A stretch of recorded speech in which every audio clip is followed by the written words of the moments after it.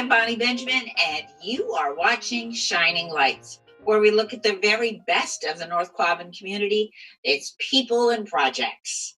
Today, we are hearing from North Quabbin Citizen Advocacy, and our guest is the Executive Director, Nate Johnson. Hi, Nate. Hello, Bonnie. And then Jeanette Robichaud, who is on the board and has been a friend in the Citizen Advocacy. Jeanette, nice to have you. Good to be here, Bonnie. Hello, Nate. Hi, Jeanette. We don't see each other very often, so we got to Yeah. I know, right? Right, we've got to do it. All right. Now, it was several years ago that I know Jeanette was on with who was? Lisa. Lisa. Yes, Lisa was on here, and Tom Duty was on as the executive director at that moment. So you've been in the studio. This is different because we're not in the studio. Right. And today we're going to find out what has happened since then. The message is still strong for making friends and building relationships here in the North Quabbin. Friendships is still the message, with hope and community all the time. Nate, will you tell us first, what is citizen advocacy? Thank you, Bonnie. First of all, thank you so much for having us. So as you began to mention, we find friends, advocates for people with some sort of mental disorder, disability, and that can run the gamut from autism to a mental health disorder to dementia related to aging. And it's people in all 9-town North Quabbin area and people of all ages. And what the advocates and their friends do together, it is up to them. So sometimes it's more of a social thing, like going out to a pancake breakfast, or more of a practical thing, like helping with paperwork. And so, we encourage advocates to advocate when they need to, even towards doctors and things. Because the hard fact is that when somebody has a disability and it's perceived as different, they're often not treated as well as other folks in the community. So that's why we bring people together to make sure that people with disabilities are included in average community activities and not segregated, and also valued and protected. Whenever I hear you tell about this or someone else, I said, yes, I want to get the cheer, the pom-poms. I said, yes, Nate, yes, I want to cheer, because that's exactly what happened. And Jeanette, your story as an advocate is a great one. Would you tell the story with Lisa? Sure. I had the pleasure of meeting Lisa several years ago. Tom Duty had talked to me. He said, hey, I want to talk to you about becoming an advocate. And I said, oh, I don't know, Tom. I've got a lot that I'm doing, and I'm a really busy person. But yeah, I'll go have lunch with you, and we'll talk about it. So he introduced me to Lisa, and Lisa was a woman about my age, and she lived in Orange. And she was just a wonderful soul. She was not able to speak, but she could hear and she could communicate, and we just began a friendship that just lasted several years. And it was just that's what it was. It was a friendship where I would go and visit her. She lived in a group home in Orange, and I would visit her there or pick her up, and we would, just kind of do things that she liked to do, such as, pancake breakfasts. That was eating is always good. Yeah, she loved to do that. And then we also, I would bring her to my home, and we would do baking. She loved to help with baking, and we would all also just sit there and read, We would go for different trips. She loved Red Apple Farm, and seeing the animals and feeding the animals. So it was just a wonderful opportunity to spend time with her and get her out of her home, and it was so worth it to me. I was so glad that I had accepted that offer, even when I thought to myself, oh, I'm too busy, I can't do this. But it ended up being something that really was meaningful for me, and I'm pretty sure it was meaningful for Lisa as well. So when you started to begin with Jeanette, and the first time you met, I can imagine feeling that, oh, not only do I not have time, but what am I going to say to this person? What am I going to do? I don't have enough knowledge to meet her needs. Right. Yeah, that can be a little bit of a challenging feeling. But I discovered that as much as she couldn't speak, she definitely could understand what I was talking about. And, we came up with some of our own little hand signals of what it is that she wanted or needed.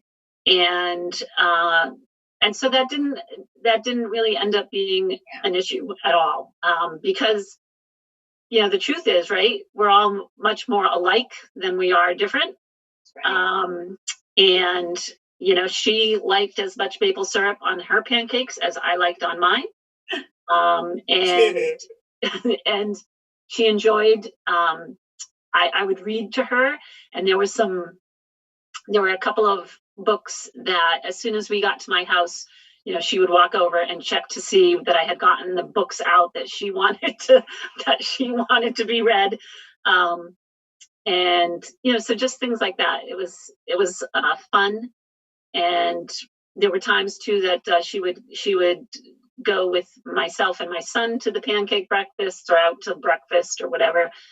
So she enjoyed that. And I find, because I too have been an advocate, and I thought, oh, what can I do for these people? And there's always, you don't have to do anything, just be yourself. And it's that friendship that's cultivated and grows. And for years and years, it stays with you. Yeah. And it really was a beautiful friendship. It only ended, unfortunately, when she passed away. But, I was able to be at the hospital with her, and was able to speak at her service, and to share just kind of the special person that she was. So it definitely, the friendship touched me. And I would say by, the smiles that I saw, when I was, picking her up, and it was funny too, because I saw some folks that worked at the house that she lived in, and they said they would always tell me when I got there how excited she was that we were going to be doing something that day. So, and I usually, I would let them know where I was taking her so that they could tell her, so that she could kind of anticipate what the day was going to hold. And it was nice. Oh, thank you for sharing that, because that does mean so much. Nate, how do these relationships start? How is the matching done? Great question. So we always start with the person with the disability. So I wasn't involved in Jeanette's match, but from the other ones I've done with Tom and so forth, I can kind of surmise that they probably, we always start with the person with the disability, and examine their likes, desires, and needs. And so I imagine we call it a written portrait, and I would imagine Lisa's portrait is something like she needs help getting out into the community. She needs a close friend. She needs a friend outside of paid service people, because I rely on paid service people as a person with a physical disability myself, but quite naturally, if money's involved, it's not like a typical friend. So imagine they said that, and then we eventually get to the point where we start thinking of people by name, and we like to pick people in the community like Jeanette who have status, which it makes others in the community more likely to come up to people like Lisa and interact with them if they see, oh, Jeanette's with them, they must be fun to be around. People with status. Well, I never knew that portion of it. Know that. They didn't tell me that. But well, so that's how it's done. We always start with the person with the disability, and certainly if Lisa needed a community sponsor, somebody to help her introduce her to community activities and people in the community, Jeanette pretty much knows everybody in the community, so that works. And I would also just add that over the years, we do fall along with the advocates, and Jeanette would often say we do background fall along, so we don't get in the middle of the relationship. It's usually over the phone. And so Jeanette would often say that she'd schedule some time to be with Lisa on days when she had lots of meetings. This was back when she was the director of the YMCA, because it forced her to kind of slow down and be present. So that was one of Lisa's gifts to Jeanette. And then also Jeanette did some real advocacy over the years. There was an instance where, Jeanette went to pick up Lisa a couple times and her face wasn't totally clean. So, Jeanette in a very diplomatical way raised that, and then it was never an issue again. And when Lisa was coming to the end of her life, Jeanette even asked the doctors just to make sure, everything that was being done, that could be done, was being done, because sometimes people with disabilities even don't get the best medical treatment. Good things to bring up. Very important things to bring up so we know what's happening. And how is this? Everything takes money. Everything takes money. How does North Quabbin Citizen Advocacy, besides volunteers like Jeanette and those that are advocates, how is that money earned? Sure. So yeah, as you rightly said, Bonnie, that no advocates get paid, not even mileage, but me and my coworkers, Bonnie Frank and Marianne Sullivan, our office manager, are paid, and we rely on community foundation grants. One of our biggest funders is the United Way of Franklin County. We've been a partner agency with them for over 30 years. We also rely on donations from individuals, and we recently got a grant from the Haywood Foundation of the Haywood Hospital to focus on medical advocacy that started before the COVID grant, but then before the COVID pandemic, but then became even more relevant. And just recently, we've gotten some COVID grants to kind of help us through, and we are, with safety measures and such, we're still making matches for people even during the pandemic, making sure people have food and medicine, things like that, and also making sure they just have somebody to talk to. Those phone calls are so important, that when you touch base with someone, whether they're a relative or a neighbor or a friend, you just know when someone needs someone to talk to. And we had one instance where the gentleman was in a nursing home. You know, he's a long time resident of Athol. I found him an advocate who went to the same church, so she would go down there before COVID. She would go down there, visit him, and bring him treats, and also let the priest know where he was. So the priest came down and gave him communion and stuff. And then once COVID hit, she would bring goodies down to the nurses and leave it off at their parking lot and stuff. So at least he knew somebody cared about him. Let's talk about that. Since COVID, what are the changes that need to be made, not only with getting the advocates, making the partnerships, but then the kinds of activities they would do? Right. So, you know, it's always up to the people what they do together, but we encourage people to be safe and keep social distance, you know, and I've recruited advocates and projects using Zoom or Facebook, and we've met people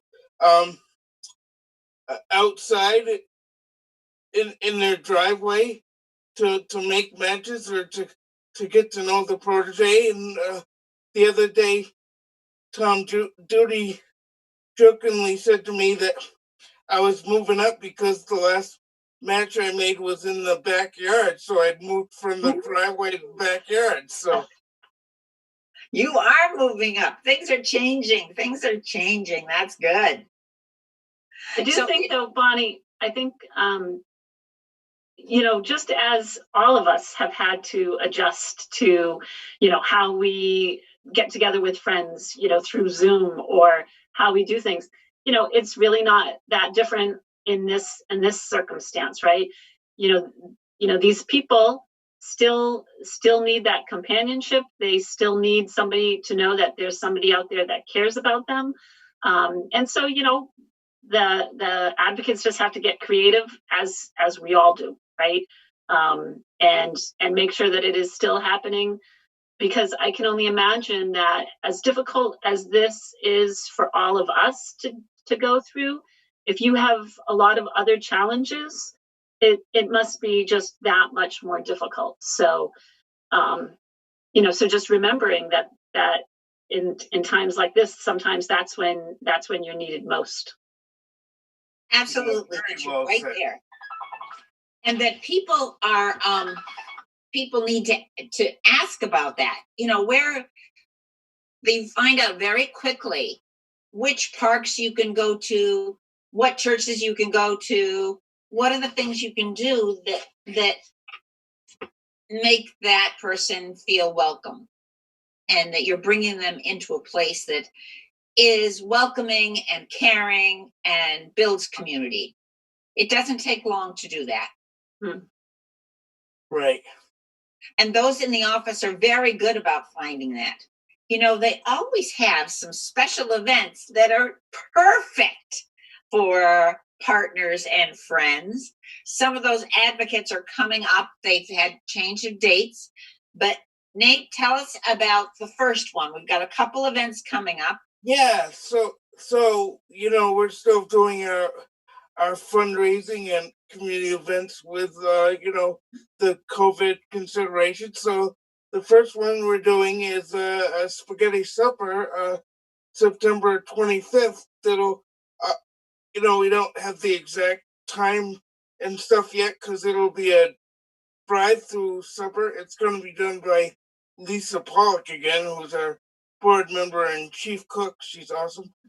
We think it's going to be a lasagna supper this year, and you know, it'll be a fundraiser for us, and people will have different times that they can come and pick up their meal. I believe the cost will be $10 this year. So please watch our website at NQCitizenadvocacy.org, or you can email us at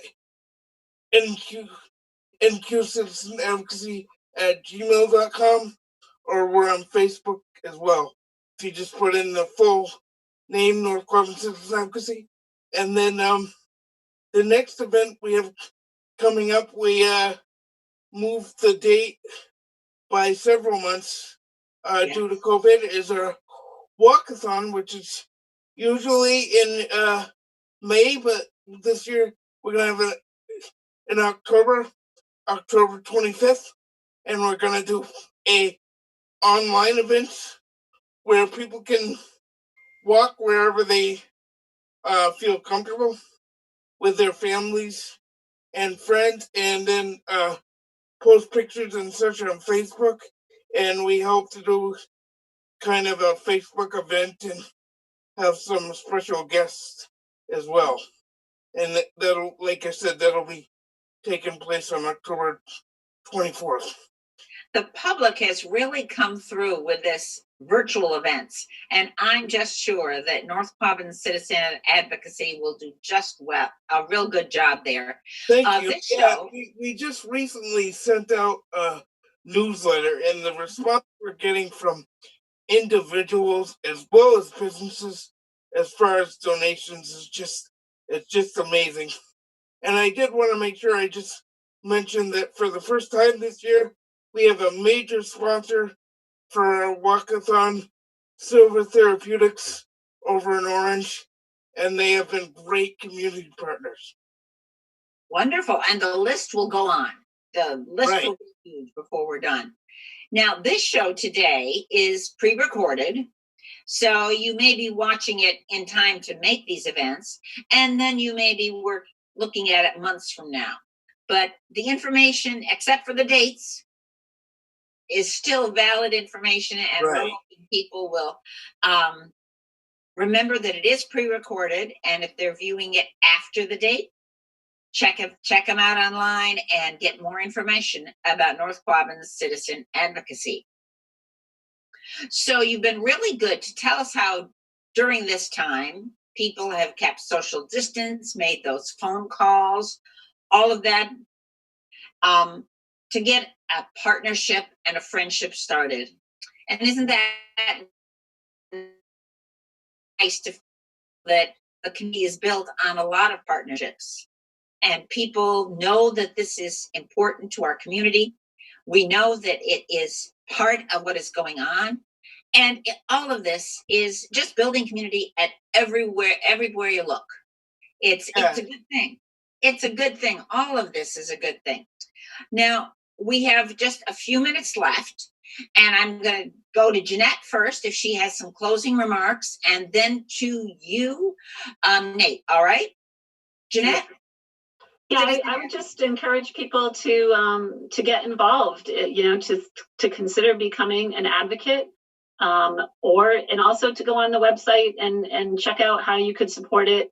I just got introduced to the fact that they do you can do a monthly donation online.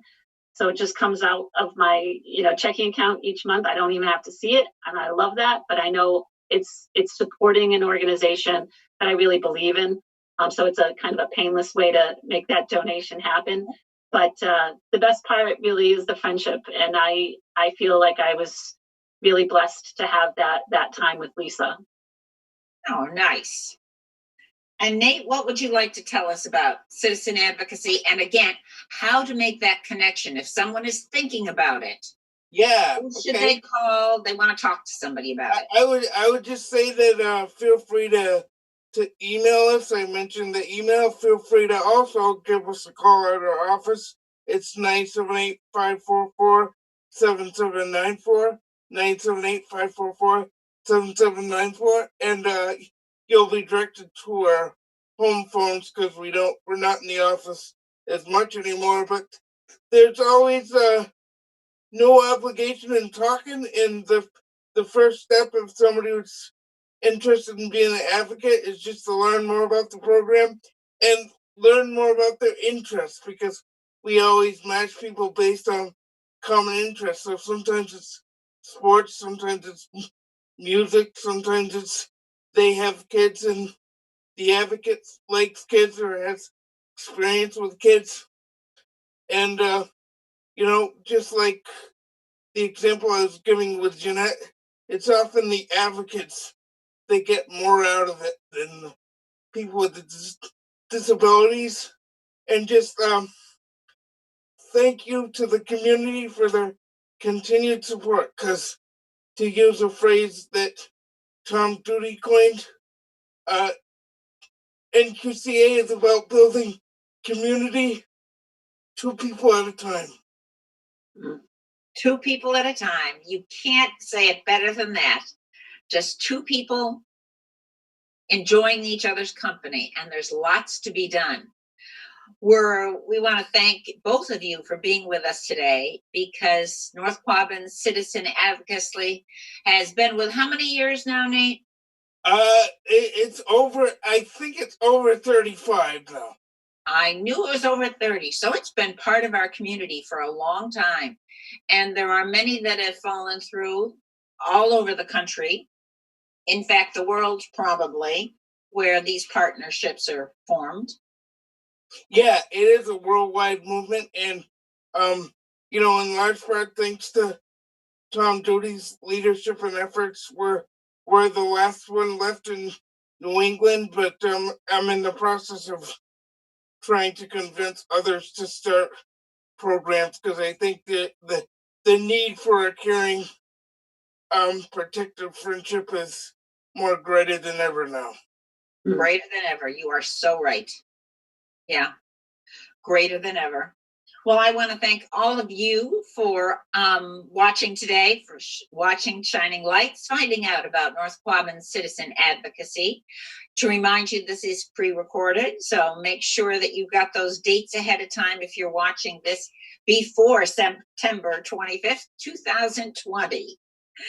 And we're hoping to see lots of people supporting for the lasagna dinner, and then the walkathon in October. You have been watching on cable channel 1301, or you've been listening on WVAO 105.9 FM, or maybe you're even streaming on AOTV13.org. I want to thank Nate Johnson and Jeanette Robichaud for being our guests as they tell us about the North Quabbin Citizen Advocacy programs in the North Quabbin region. Thank you very much for joining us. See you next time on Shining Lights. Thanks, Bonnie. Bye, guys. Bye. You just do good, Bonnie.